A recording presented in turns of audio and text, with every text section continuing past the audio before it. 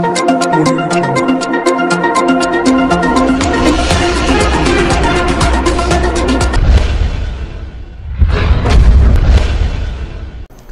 To Akshara TV news బులెటిన్ల ముందుగా headlines. త్రాగునీరు చెరువులలో చేపల వేటపై కౌన్సిలర్ల ఆగ్రహం.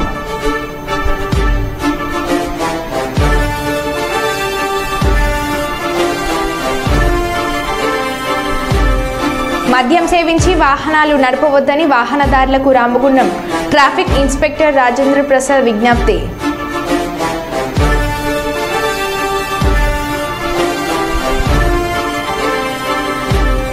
కాంగ్రెస్ పార్టీ శ్రేణుల సంబరాలు.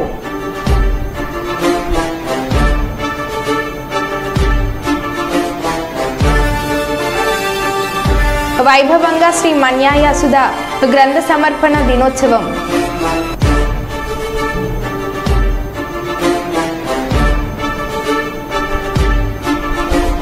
మల్లికార్జున స్వామిని దర్శించుకున్న తెలంగాణ డిప్యూటీ సీఎం మల్లు బట్టి విక్రమార్క దంపతులు.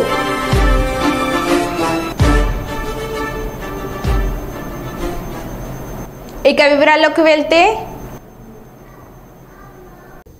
జగిత్యాల జిల్లా కొడిమ్యాల మండలం నార్చుపల్లి జేఎన్టీయూహెచ్ కళాశాలలో టెలికమ్యూనికేషన్ డోర్ వారి ఆధ్వర్యంలో EEE ఈసీఈ విద్యార్థులకు ఈఎంఎఫ్ రేడియేషన్ అవగాహన సదస్సును మంగళవారం నిర్వహించారు. ఈ సందర్భంగా కార్యక్రమంలో ముఖ్య అతిథిగా పాల్గొన్న కళాశాల ప్రిన్సిపల్ మాట్లాడుతూ డాట్ ఫండింగ్ ఈ రేడియేషన్ సిగ్నల్స్ ద్వారా ఉన్న వాస్తవాలను తెలుసుకొని వాటిపై ఉన్న అపోహలను తొలగించి సైబర్ నేరాలపై పూర్తి అవగాహన కలిగి సమాజానికి మంచి అందించాలని విద్యార్థులకు తెలిపారు. Telecommunication general director Shravan Kumar వారి టీం సభ్యులు పాల్గొన్నారు.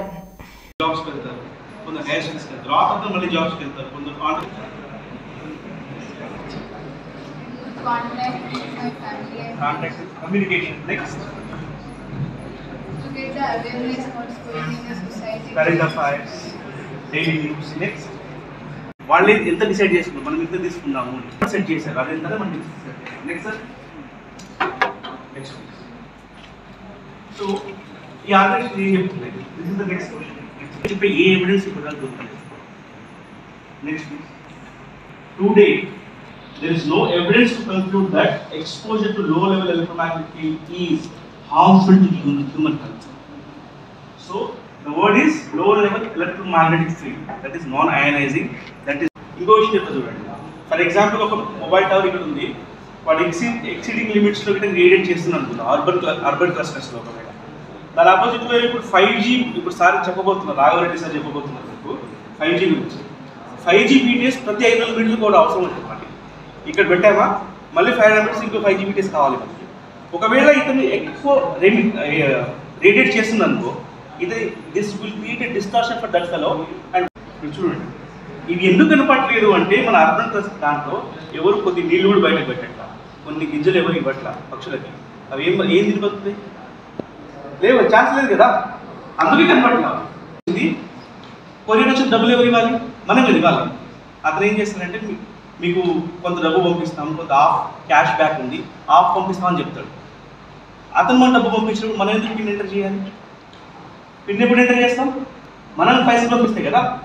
When we're transferring money to others we enter our personal pin. It is not harmful, this is what they are saying.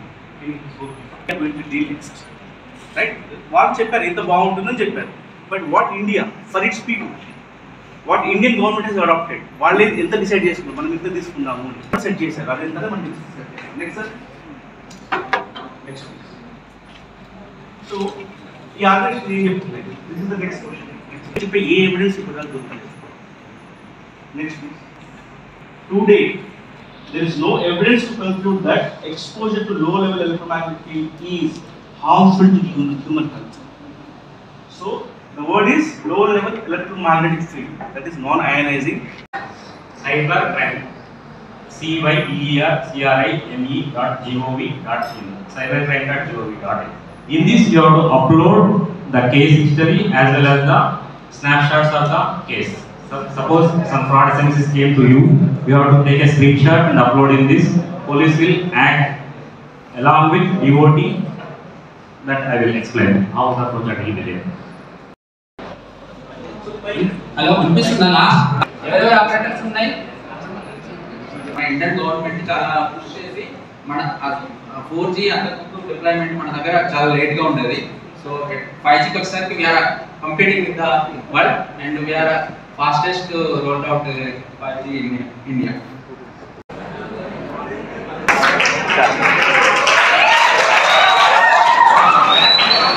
Energy ఇంకా కావాలా?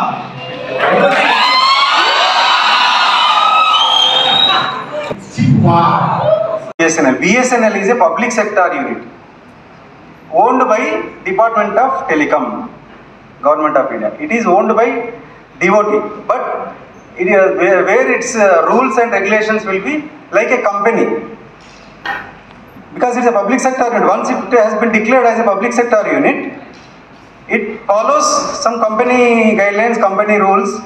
It will have profit loss accounts and all those things. Whereas ministry, we are always sees the interest of the citizens. మాదక ద్రవ్యాల దుర్వినియోగం అక్రమ రవాణాకు వ్యతిరేకంగా అంతర్జాతీయ దినోత్సవం సందర్భంగా పోలీసులు సుల్తాన్బాద్ పోలీస్ స్టేషన్ నుండి ప్రత్యేక ర్యాలీ నిర్వహించారు.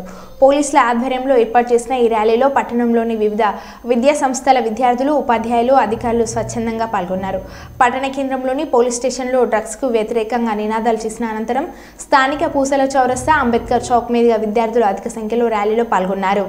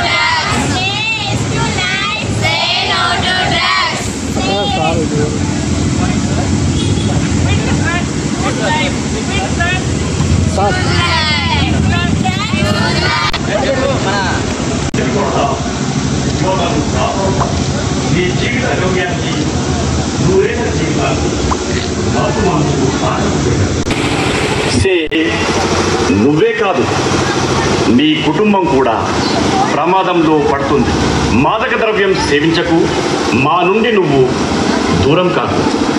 డ్రగ్స్ తరిమి కొడదాం, యువతను కాపాడుదాం. నీ జీవిత గమ్యాన్ని, నూరేళ్ల జీవితాన్ని మత్తు మందుకు తాకట్టు పెట్టకు. డ్రగ్స్ నిర్మూలన మనందరి బాధ్యత. డ్రగ్స్ మహమ్మారిని తరిమేద్దాం. డ్రగ్స్ రహిత సమాజాన్ని భావితరాలకు అందిద్దాం. నూరేళ్ల జీవితాన్ని మత్తులో ఉంచకు. కుటుంబాన్ని రోడ్డున పడవేయండి.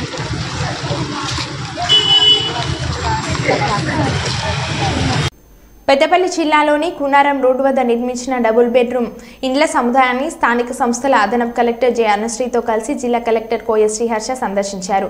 డబుల్ బెడ్రూమ్ ఇండ్ల నిర్మాణ పనులను పూర్తి స్థాయిలో పరిశీలించిన కలెక్టర్ నిర్మాణ పనుల పురోగతి వివరాలను సంబంధించిన అధికారులను అడిగి తెలుసుకున్నారు. ఈ సందర్భంగా జిల్లా కలెక్టర్ కోయ శ్రీహర్ష మాట్లాడుతూ కునారం రోడ్డు వద్ద గల డబుల్ బెడ్రూమ్ ఇండ్ల నిర్మాణం దాదాపుగా పూర్తయిందని, చివరి దశ పనులు వేగవంతంగా పూర్తి చేయాలని సంబంధిత ఇంజనీరింగ్ అధికారులను కలెక్టర్ ఆదేశించారు.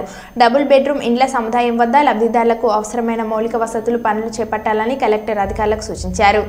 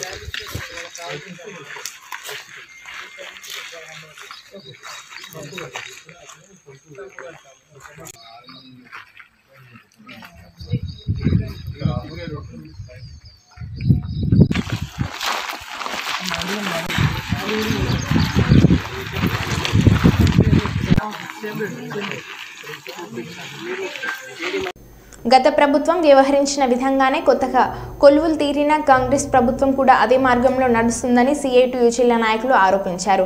మున్సిపల్ పంచాయతీ కార్మికుల సమస్యలు పరిష్కరించాలని కోరుతూ సిఐటియు జిల్లా కమిటీ ఆధ్వర్యంలో కలెక్టర్ కార్యాలయం ముందు ధర్నా చేపట్టారు.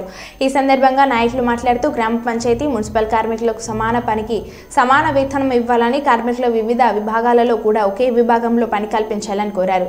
జీవో నెంబర్ 50ని సవరించాలని, కార్మికులు మరణించినప్పుడు వారి ఎక్స్గ్రేషియా కూడా డిమాండ్ చేశారు.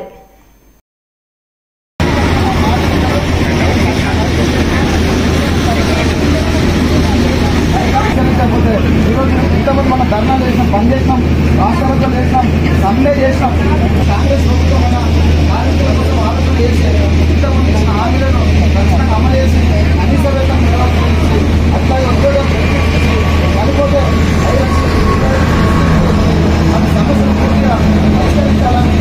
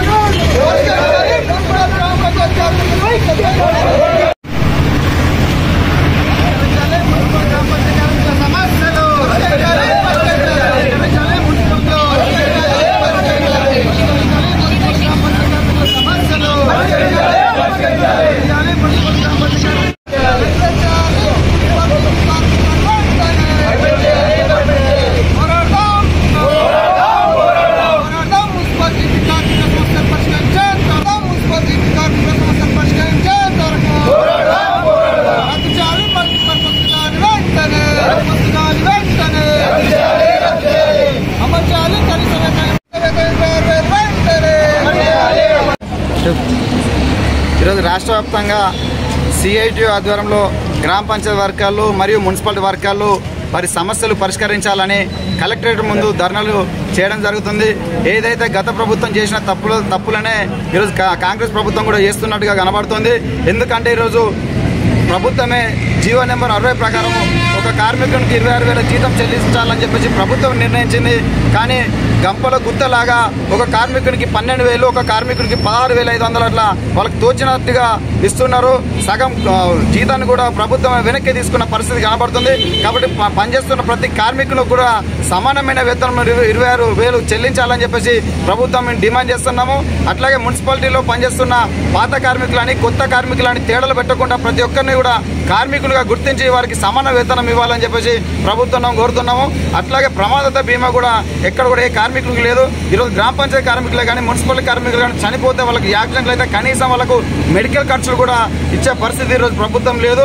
ఈరోజు చనిపోతే 50 లక్షలు నష్టపరిహారం చెల్లించాలని, అట్లాగే కుటుంబంలో వారికి ఆ ఉద్యోగం కూడా కల్పించాలని ప్రభుత్వాలు మేము కోరుతున్నాము. ఎన్ని ప్రభుత్వాలు మారినా సిఐటియు రాష్ట్ర కమిటీ పిలుపులో భాగంగా మున్సిపల్ కార్మికుల సమస్యలు, అదేవిధంగా జీపీ కార్మికుల సమస్యలు పరిష్కరించాలని ఈరోజు జిల్లా కలెక్టరేట్ కార్యాలయం ముందు ధర్నా నిర్వహించడం జరుగుతుంది. ఏదైతే గత ప్రభుత్వం ఏదైతే హామీలు ఇచ్చి ఈరోజు అమలు చేయకుండా మాట తప్పిందో, ఈరోజు ఏదైతే కాంగ్రెస్ ప్రభుత్వం కూడా అదే కోవలో వెళ్తున్నటువంటి సందర్భం కూడా కనబడతా ఉంది. ఏదైతే వీళ్ళు మున్సిపల్ కార్మికులు కావచ్చు, జీపీ కార్మికులు కావచ్చు, వాళ్ళ కనీస వేతనం 26,000 ఇవ్వాలని చెప్పేసి అడుగుతూ ఉంది. వాళ్ళది న్యాయమైన డిమాండ్ ఈ సందర్భంగా తెలియజేస్తా ఉన్నా. అదేవిధంగా ఈరోజు మల్టీపర్పస్ విధానం తీసుకొచ్చి ఒక కార్మికుని చేత, ఒక సఫాయి చేత కరెంటు పోల్ ఎక్కించడం, లేకుంటే ట్రాక్టర్ నడిపించడం, లేకుంటే ఇంకేదో పని చేయించడం, ఇలాంటి పనులు చేయించడం ద్వారా ఈరోజు అనేక ప్రమాదాలు కూడా జరుగుతున్నటువంటి సందర్భాలు ఉన్నాయి. దాన్ని మల్టీపర్పస్ విధానం ఏదైతే ఉందో రద్దు చేయాలని గత కొన్ని సంవత్సరాలుగా కూడా ఈ మన ఏదైతే జీపీ కార్మికులు కావచ్చు, మున్సిపల్ కార్మికులు కావచ్చు అనేక సందర్భాల్లో డిమాండ్ చేస్తూ సిఐటి ఆధ్వర్యంలో అనేక కార్యక్రమాలు కూడా నిర్వహించడం జరిగింది. అయినప్పటికీ కూడా గత ప్రభుత్వం కూడా పట్టించుకునే సందర్భం లేదు. నల్గొండ జిల్లా నాంపల్లి మండల కేంద్రంలో డ్రగ్స్ దుర్వినియోగం మరియు అక్రమ రవాణాకు వ్యతిరేకంగా అంతర్జాతీయ దినోత్సవ సందర్భంగా ర్యాలీ నిర్వహించారు. ఈ కార్యక్రమంలో స్థానిక ఎస్ఐ లచ్చిరెడ్డి, అబ్కారీ శాఖ SI Sharmila, ZPHS high school head master Vijay Kumar, constable తదితరులు పాల్గొన్నారు.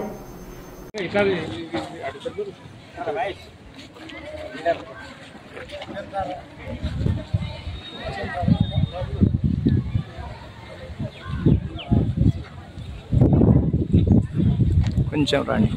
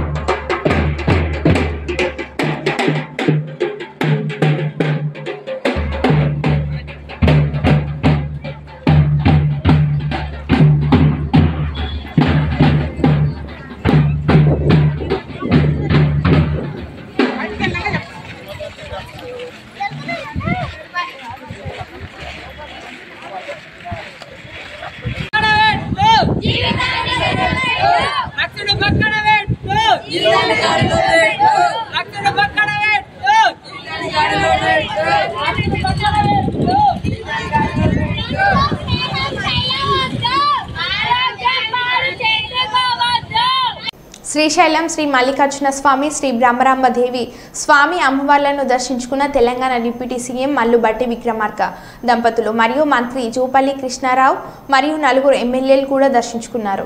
ఆలయ మర్యాదలతో స్వాగతం పలికిన దేవస్థానం అధికారులు.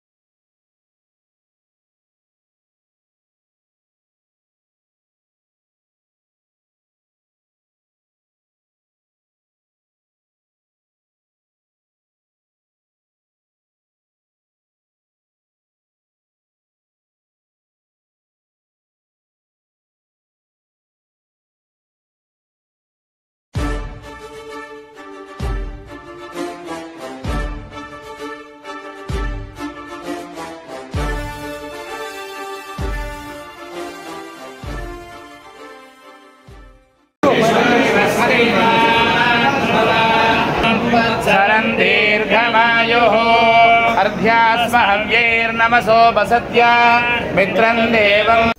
కరీంనగర్ జిల్లా కేంద్రంలోని ప్రభుత్వ ఆసుపత్రి ముందు hospital workers and employees union టీయూసీసీ ఆధ్వర్యంలో ధర్నా చేపట్టారు. అనంతరం యూనియన్ గౌరవ అధ్యక్షులు బండారి శేఖర్ మాట్లాడుతూ ప్రభుత్వ ఆసుపత్రిలో పనిచేస్తున్న sanitation, patient care, security guard కార్మికులకు గత 2 నెలలుగా వేతనాలు లేక తీవ్ర ఇబ్బందులు పడుతున్నారని ఆవేదన వ్యక్తం చేశారు. కావున తక్షణమే పెండింగ్లో ఉన్న 2 నెలల వేతనాలు ఇవ్వాలని డిమాండ్ చేశారు. ముందు ధర్నా చేయడం కోసం భారతీయ జనతా యువమోర్చా నాయకులు మన రోజున నిరుద్యోగులకు అండగా నిలబడే ఉద్దేశం కొద్దీ ధర్నా కార్యక్రమం చేస్తే ఈ రాష్ట్ర ప్రభుత్వం యువమోర్చా నాయకులపై దాడులే కాకుండా ఎలాంటి ఉద్యోగ అవకాశాలు లభించకుండా కాలం గడుపుతుంది. తెలంగాణ రాష్ట్రం ఏర్పడిన తర్వాత కాంగ్రెస్ వాళ్ళతో ఉన్నటువంటి వ్యవస్థ కథలు చూసినాము. దాని తర్వాత తెలంగాణ ఏర్పడిన తర్వాత ఈ యొక్క టీఆర్ఎస్ ప్రభుత్వం ఇప్పుడు బీఆర్ఎస్ పార్టీ ఉన్నటువంటి ఆ రోజు నిరుద్యోగులకు ఉద్యోగం కల్పిస్తామని చెప్పేసి ఇంటికి ఉద్యోగం అని చెప్పేసి మాయమడినటువంటి టీఆర్ఎస్ ప్రభుత్వం మాట నమ్మి ఆ రోజు ఓటేసి టీఆర్ఎస్ పార్టీని ప్రభుత్వంలోకి ఏర్పాటు చేస్తే ఈ టీఆర్ఎస్ పార్టీ నిరుద్యోగులకు అందరికి ఇబ్బంది పెడుతుందని చెప్పేసి కాంగ్రెస్ నాయకులు మోసపూరిత మాట చెప్పి తెలంగాణ రాష్ట్రంలో నిరుద్యోగులు నమ్మిన తర్వాత ఈ యొక్క కాంగ్రెస్ ప్రభుత్వాన్ని కూడా ఈ యొక్క రాష్ట్రంలో అధికారం కలిగి దాని తర్వాత ఇన్ని రోజులు 6 నెలలు అయినప్పటికీ కూడా తెలంగాణ రాష్ట్రంలో ఒక ఉద్యోగ అవకాశం కూడా ఈ యొక్క కాంగ్రెస్ ప్రభుత్వం కల్పించలేదు. మా యొక్క డిమాండ్స్ ఏంటంటే ఈ గ్రూప్ 1 ఫిలిమ్స్లో 1:50 కాకుండా 1:100 చేయాలని చెప్పేసి దాంతోపాటుగా గ్రూప్ 2, గ్రూప్ 3లో అధిక ఉద్యోగాలు కల్పించాలని చెప్పేసి డిమాండ్ చేస్తున్నాం. దాంతోపాటుగా జాబ్ క్యాలెండర్ వెంబడి విడుదల చేయాలి. ఇక మరీ ముఖ్యమైన విషయం ఏంటంటే తెలంగాణ రాష్ట్రంలో డిఎస్సి అనేది మర్చిపోయి 25,000 ఉద్యోగాలు ప్రభుత్వ హాస్పిటల్లో పనిచేసినటువంటి శానిటేషన్, పేషెంట్ కేరు, సెక్యూరిటీ గార్డులకు గత 2 నెలలుగా పెండింగ్ లో ఉన్నటువంటి వేతనాలు ఇవ్వాలని చెప్పేసి అనేక సందర్భాల్లో ఇక్కడ ఉన్నటువంటి సూపరింటెండెంట్ గారికి అదేవిధంగా కాంట్రాక్ట్ యాజమాన్యాన్ని కూడా విన్నవించడం జరిగింది, లేఖలు ఇవ్వడం జరిగింది. అయినప్పటికీ కూడా 20 రోజులు అవుతా ఉంది. 20 రోజుల నుండి అనేక ప్రయత్నాలు చేస్తున్నప్పటికీ కూడా ఇటు అధికారులు అటు కాంట్రాక్ట్ యాజమాన్యం పూర్తిగా కార్మికుల పట్ల నిర్లక్ష్యంగా వ్యవహరిస్తున్నది. దీన్ని తీవ్రంగా ఖండిస్తా ఉన్నాం. 542 పడకల గదులున్న హాస్పిటల్ కి 332 పడకల గదులకు బిల్లు మాత్రం వచ్చింది. మరి మిగతా 210 పడకల గదులకు బిల్లు ఎందుకు రాలేదు? ఎవరి పొరపాటు జరిగింది? ప్రభుత్వం నుంచి మొత్తం బిల్లు వచ్చినప్పటికీ కూడా ఈరోజు ఉద్దేశపూర్వకంగా ఈరోజు అటు కాంట్రాక్ట్ యాజమాన్యం కావచ్చు, లేదంటే ఇక్కడ ప్రభుత్వ హాస్పిటల్ అధికారులు కావచ్చు, వీళ్ళ నిర్లక్ష్యం వల్ల కార్మికులకు 2 నెలల 25 రోజులుగా జీతాలు లేవు.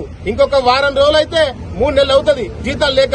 ఈరోజు అన్ని స్కూల్స్ ప్రారంభమైనాయి. వాళ్ళ పిల్లలు ఉన్నారు. పిల్లలకు పుస్తకాలు, బట్టలు, పెన్నులు, స్కూల్ బ్యాగులు, స్కూల్ ఫీజులు, ఈ రకంగా అనేక రకాలుగా కార్మికులు ఇబ్బందులు పడతా ఉన్నారు. అంతేకాదు రూమ్ ఓనర్లు 2 నెలల కిరాయి కట్టకపోతే మీరు ఖాళీ చేయాలని చెప్పేసి కూడా వేధిస్తా ఉన్నారు. కాబట్టి ఇప్పటికైనా ప్రభుత్వ యంత్రాంగం అటు కాంట్రాక్ట్ యాజమాన్యం కూడా తక్షణమే ఈ కార్మికుల పెండింగ్ వేతనాలు ఇచ్చే విధంగా చొరవ తీసుకోవాలి. లేకపోతే జిల్లా కలెక్టర్ కార్యాలయం ముందు భారీ ఎత్తున ఆందోళన చేస్తామని చెప్పేసి సందర్భంగా హెచ్చరిస్తున్నాం. ఇప్పుడు సూపరింటెండెంట్ గారు కూడా వచ్చారు. వారికి దరఖాస్తు కూడా పెండింగ్ వేతనాలు. ఉద్యోగుల సమస్యలపై డిప్యూటీ సీఎం పవన్ కళ్యాణ్ మాట్లాడారు. గత ప్రభుత్వం మిమ్మల్ని అందరినీ భయపెట్టింది, అది నేను అర్థం చేసుకోగలం. కానీ మేము మీకు భుజం కాసే వ్యక్తులు. ఇది ఒక వ్యవస్థని తిరిగి బలోపేతం చేయాలంటే చాలా చాలా కష్టసాధ్యమైంది. నాకు నిజంగా చెప్పాలంటే ఒకసారి నాకు ఇది నేను చాలా ఆనందంగా ఎంచుకున్న శాఖ. నేను ప్రభుత్వ ఉద్యోగ కొడుకుని, ఆ జీతాల మీద మేము పెరిగిన వాడిని. మా నాన్న జీతాలు రాకపోతే మమ్మల్ని స్కూల్ బయటికి పంపించి మళ్ళీ జీతాలు వచ్చిన తర్వాత మళ్ళీ స్కూల్లోకి అలౌ చేసినాయి. అవి కూడా ఉన్నాయి నా సంఘటన. అలాంటి సంఘటనలు ఉన్నాయి. అందుకని కష్టాన్ని అర్థం చేసుకోగలను. అంటే 1వ తారీఖు జీతం రాకపోతే ఏమవుద్దు నాకు అనుభవం ఉంది. నాకు అలాగే ఆఖరి వారంలో డబ్బులు అయిపోతే కూడా ఆ పరిస్థితి కూడా నాకు తెలుసు. మా పొరపాటున మేము ఏదో ఇవి జరిగిపోయినాయి, కానీ మేము ఇలా ఈ సినిమా రంగంలో ఇవన్నీ ఉండటం వల్ల బేసిక్గా చాలా సాధారణ స్థాయి నుంచి వచ్చాం. కాబట్టి అన్నిటికంటే కూడా సాధారణ స్థాయి మాకు భగవంతుడి వచ్చిన మమ్మల్ని తీసుకొచ్చిన సాధారణ స్థాయి కష్టాలని మేము మర్చిపోతాం. అందుకని ఈ రోజున రోడ్ల మీద బయటికి వెళ్ళి ఎందుకు ఆగి ఎందుకు మాట్లాడుతానంటే ఆ కష్టం ఎలా ఉంటుందో నాకు తెలుసు. ఇందాక మీరు ఇచ్చిన రిప్రజెంటేషన్ కూడా ఆ కష్టం ఎలా ఉంటుందో నాకు తెలుసు. సో ఇలాంటి స్పందనకి వెంటనే ఉంటుంది.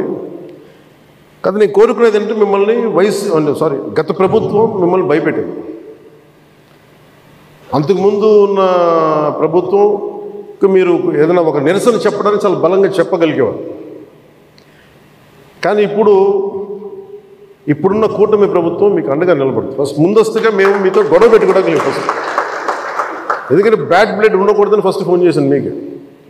అరే వస్తే నువ్వు కలవలేదండి, నువ్వు కూర్చొని పెద్ద ఆఫీసులను కలుసాం, మమ్మల్ని కలవవా అనే ఒక చిన్న బాధ ఏదైనా ఉంటుంది. ఎందుకంటే నాకు తెలుసు, మా నాన్న బాధ నాకు తెలుసు. అందుకని వెంటనే ఫోన్ చేశానండి.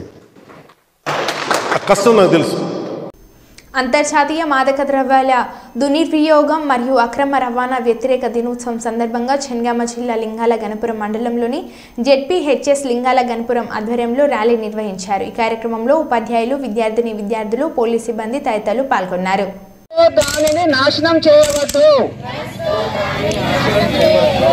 మీ ఆరోగ్యమే మీ సంపద. మాదక ద్రవ్యాలకు నో చెప్పండి. వ్యసనం ఒక నమస్కారము. ఈరోజు మనకు anti drugs day. Anti drugs day అంటే ఏంటిది? మానవ శరీరానికి హాని కలిగించే పదార్థాలు, కొన్ని రసాయనాలు. ఈ రోజుల్లో యువత దీనికి చాలా బానిసత్వమై వాళ్ళ యొక్క మంచి జీవితాన్ని నాశనం చేసుకుంటున్నారు. కాబట్టి ఆ విధంగా మన ప్రభుత్వం ఏం చేస్తుందంటే మీ జీవితము వేరే కాకుండా మంచి అలవాట్లతో ఉండాలని ఈరోజు అవేర్నెస్ ప్రోగ్రామ్ జరుగుతుంది. దీన్ని మీరు వినియోగించుకోండి ఈ సభని. Thank you sir. అంతర్జాతీయ మాదక ద్రవ్యాల నిరోధక దినోత్సవం సందర్భంగా గ్రామంలో నినాదాలతోటి ర్యాలీ నిర్వహించి విద్యార్థులతోటి మానవహారం నిర్వహించడం జరుగుతూ ఉంది.